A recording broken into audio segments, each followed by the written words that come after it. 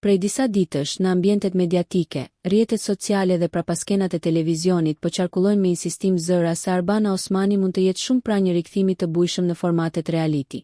Sipas këtyre informacioneve, moderatorja e njohur pritet të marrë drejtimin e sezonit të tretë të Ferma VIP.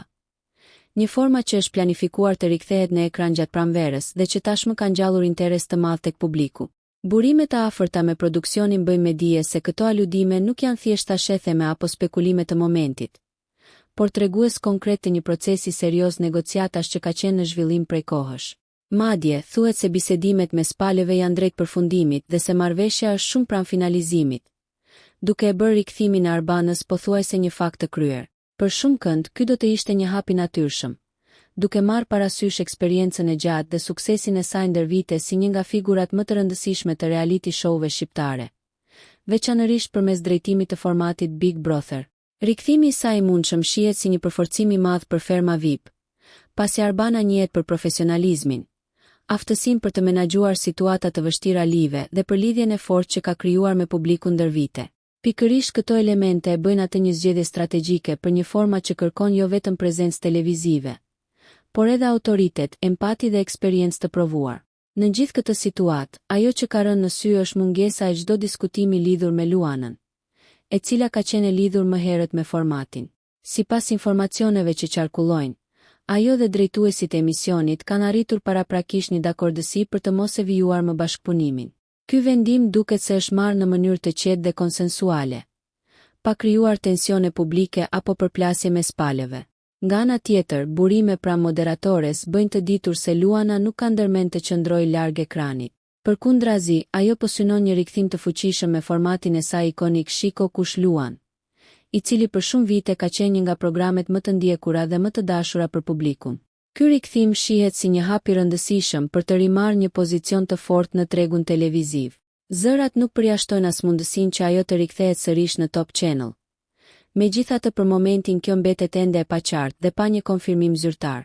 Në tërësi, panorama televizive shqiptare duket se po hyn në një fazë të re ndryshimesh dhe rikonfigurimesh. Ky proces ristrukturimi pritet të përfshijë jo vetëm formatet, por edhe figurat kryesore të ekranit, të cilat duket se janë në lëvizje të vazhdueshme drejt projekteve të reja dhe më ambicioze. Rikthimi i emrave të mëdhenj në formate të rëndësishme konsiderohet nga ekspertët e medias si një përpjekje për të rifreskuar ofertën televizive dhe për të rikthyer interesin maksimal të publikut, i cili është gjithnjë më kërkues dhe selektiv. Në këtë kuadër, rikthimi i mundshëm i Arbanës në një reality show të përmasave të tilla shihet edhe si një rikthim simbolik, pas një periudhe reflektimi dhe distancimi nga ekranet e përditshme.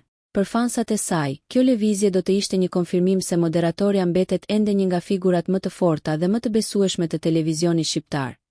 E aftë të mbaj peshën e një formati të madh dhe të gjenerojë diskutime, emocione dhe vëmendje të vazhdueshme. Nga ana tjetër, edhe pozicioni i Luanës po shihet me interes të veçantë.